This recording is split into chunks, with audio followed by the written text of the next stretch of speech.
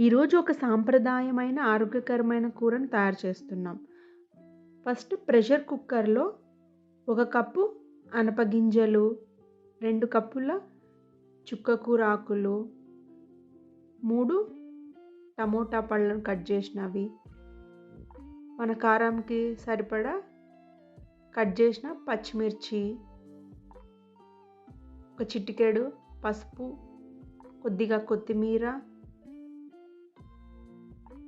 దీనికి సరిపడా కొద్దిగా నీళ్ళు అన్నీ వేసి 3 విజిల్లు వచ్చే వరకు ఉడికించాలి.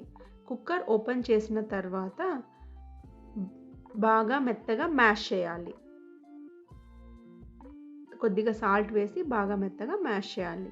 ఇప్పుడు ప్యాన్‌లో కొద్దిగా నూనె వేసి ఆవాలు, జీలకర్ర, వెల్లుల్లి, ఎండుమిర్చి,